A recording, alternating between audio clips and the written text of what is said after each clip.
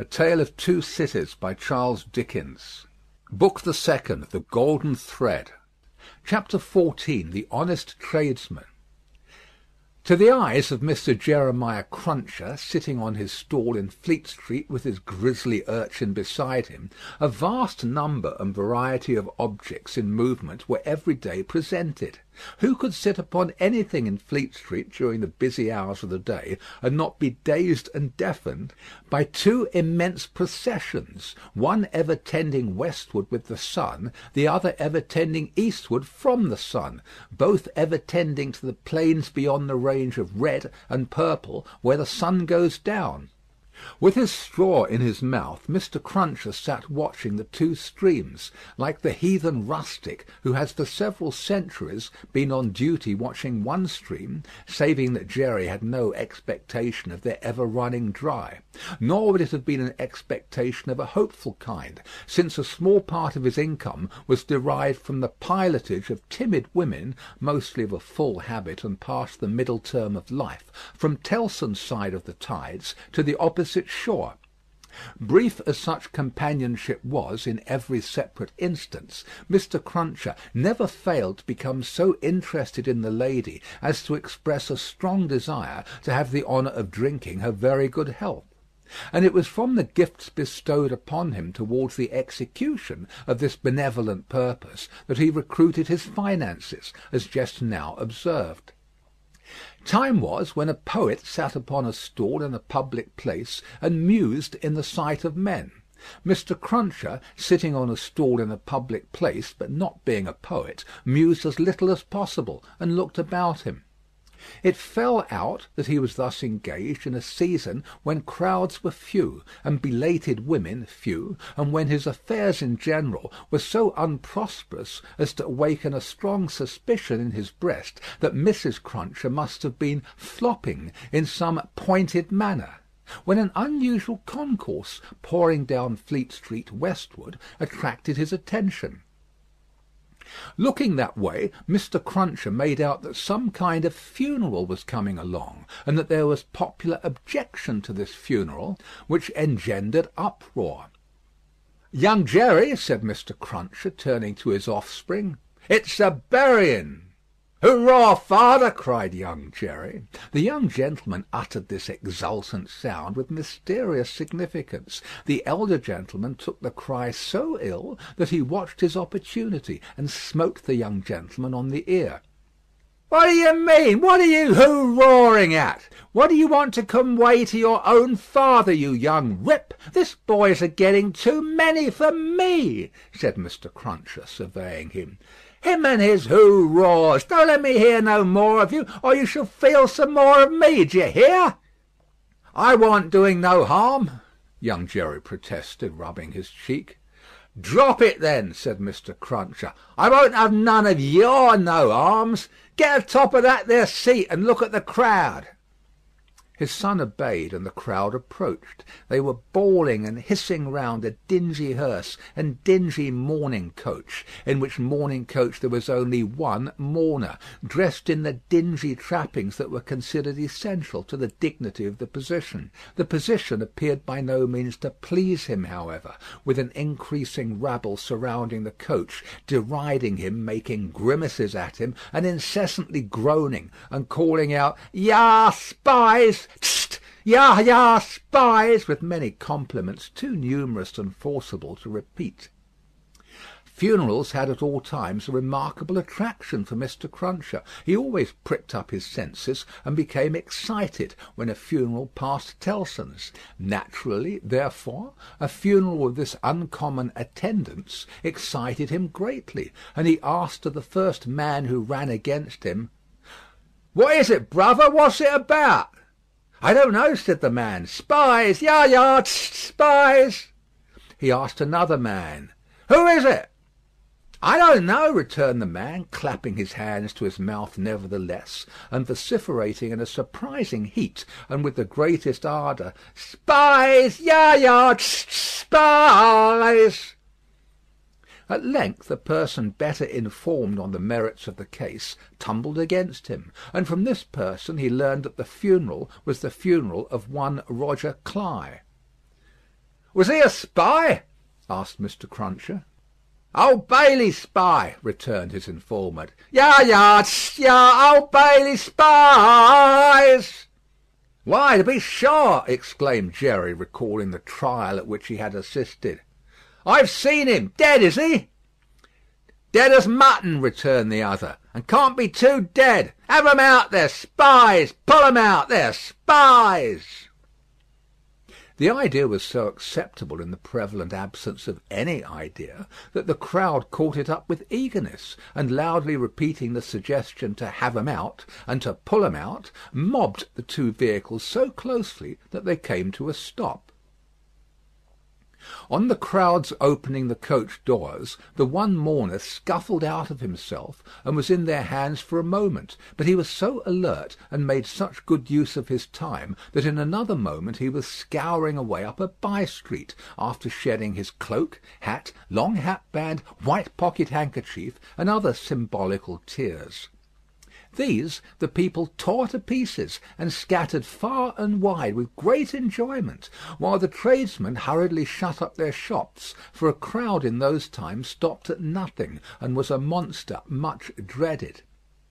They had already got the length of opening the hearse to take the coffin out, when some brighter genius proposed instead its being escorted to its destination amidst general rejoicing. Practical suggestions being much needed, this suggestion too was received with acclamation, and the coach was immediately filled with 8 inside and a dozen out, while as many people got on the roof of the hearse as could, by any exercise of ingenuity, stick upon it.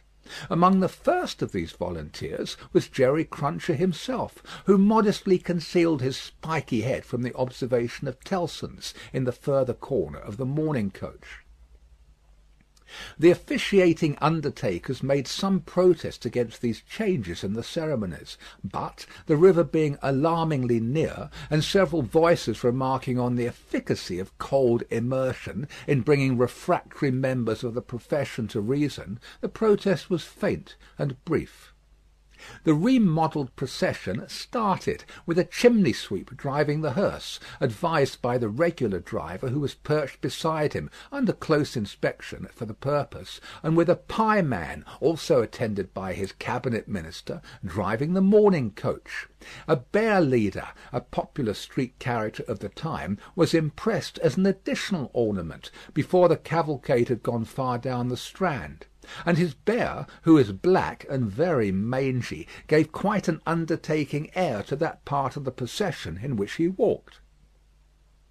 Thus, with beer drinking, pipe smoking, song roaring, and infinite caricaturing of woe, the disorderly procession went its way, recruiting at every step, and all the shops shutting up before it. Its destination was the old church of St. Pancras, far off in the fields. It got there in course of time, insisted on pouring into the burial ground, finally accomplished the interment of the deceased Roger Cly in its own way, and highly to its own satisfaction.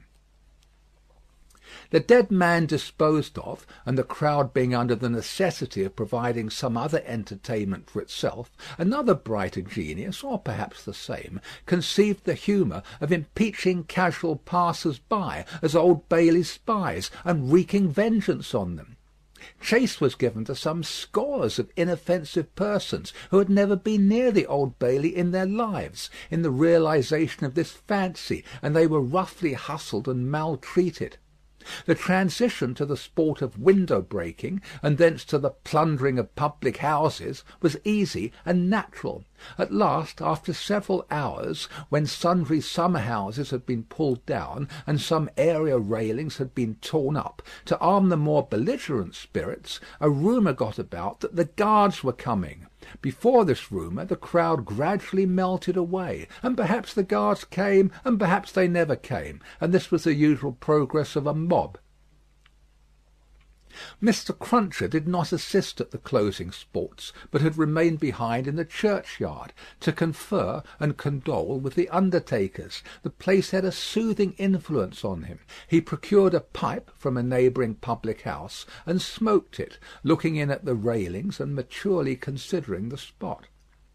"Jerry," said Mr. Cruncher, apostrophising himself in his usual way, "you see that there Cly that day, and you see with your own eyes that he was a young un and a straight maiden."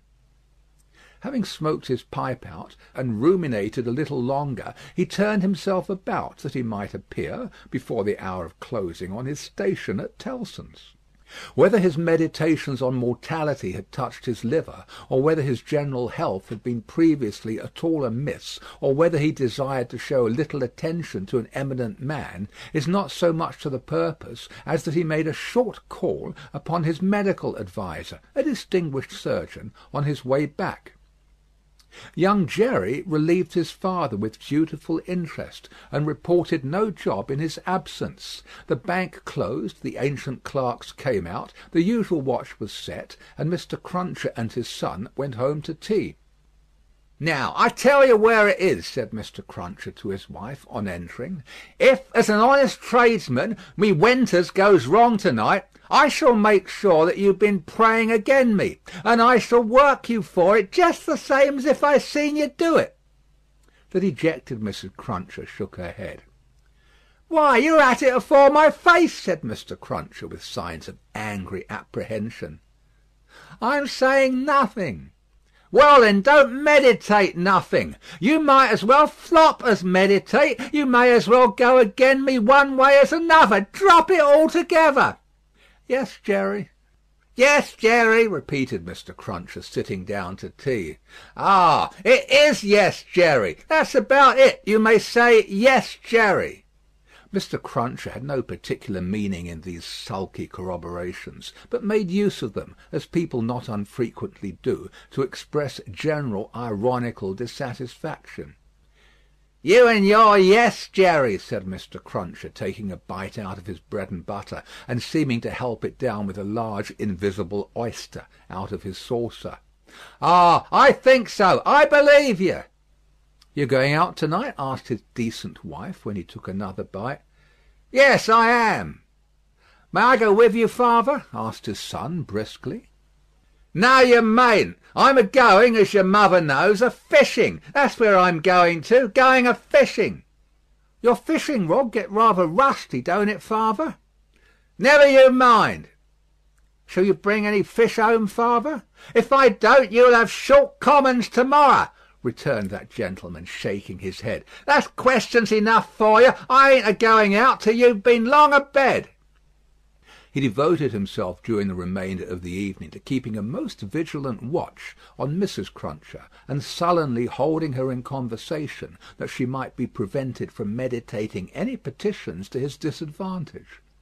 With this view he urged his son to hold her in conversation also, and led the unfortunate woman a hard life by dwelling on any causes of complaint he could bring against her, rather than he would leave her for a moment to her own reflections. The devoutest person could have rendered no greater homage to the efficacy of an honest prayer than he did in this distrust of his wife.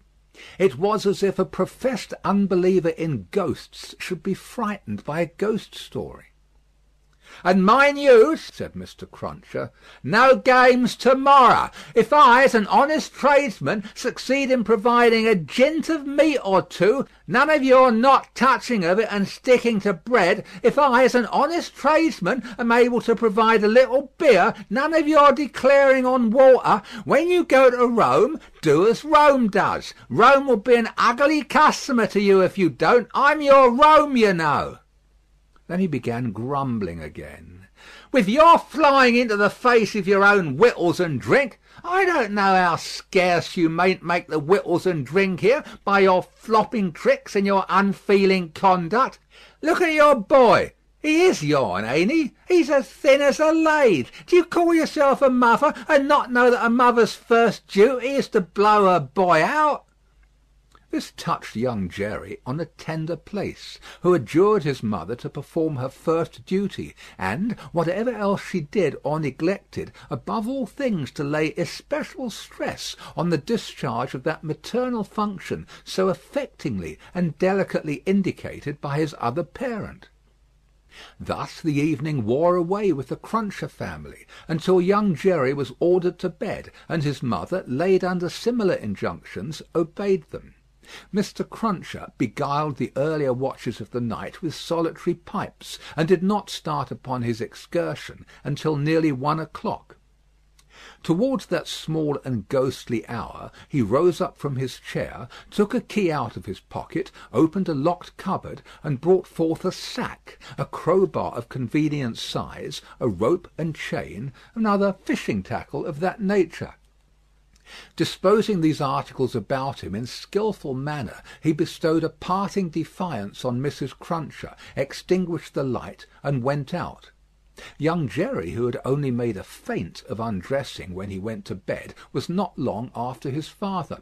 Under cover of the darkness he followed out of the room, followed down the stairs, followed down the court, followed out into the streets. He was in no uneasiness concerning his getting into the house again, for it was full of lodgers, and the door stood ajar all night.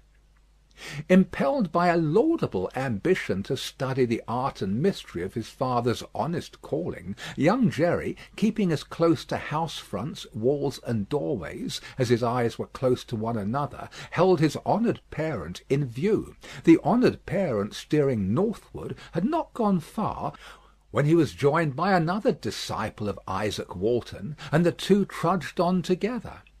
Within half an hour from the first starting, they were beyond the winking lamps, and the more than winking watchman, and were out upon a lonely road. Another fisherman was picked up here, and that so silently that if young Jerry had been superstitious, he might have supposed the second follower of the gentle craft to have, all of a sudden, split himself into two. The three went on, and young Jerry went on, until the three stopped under a bank overhanging the road. Upon the top of the bank was a low brick wall, surmounted by an iron railing. In the shadow of bank and wall the three turned out of the road, and up a blind lane, of which the wall, there risen to some 8 or 10 feet high, formed one side. Crouching down in a corner, peeping up the lane, the next object that young Jerry saw was the form of his honoured parent, pretty well defined against a watery and clouded moon, nimbly scaling an iron gate. He was soon over, and then the second fisherman got over, and then the third. They all dropped softly on the ground within the gate, and lay there a little, listening perhaps. Then they moved away on their hands and knees. It was now young Jerry's turn to approach the gate, which he did, holding his breath. Crouching down again in a corner there, and looking in, he made out the three fishermen creeping through some rank grass, and all the gravestones in the churchyard. It was a large churchyard that they were in, looking on like ghosts in white, while the church tower itself looked on like the ghost of a monstrous giant. They did not creep far before they stopped and stood upright, and then they began to fish. They fished with a spade at first. Presently the honoured parent appeared to be adjusting some instrument like a great corkscrew. Whatever tools they worked with, they worked hard, until the awful striking of the church clock so terrified young Jerry that he made off, with his hair as stiff as his father's. But his long-cherished desire to know more about these matters not only stopped him in his running away, but lured him back again. They were still fishing perseveringly when he peeped in at the gate for a second time. But now they seemed to have got a bite. There was a screwing and complaining sound down below, and their bent figures were strained as if by a weight. By slow degrees the weight broke away the earth upon it, and came to the surface.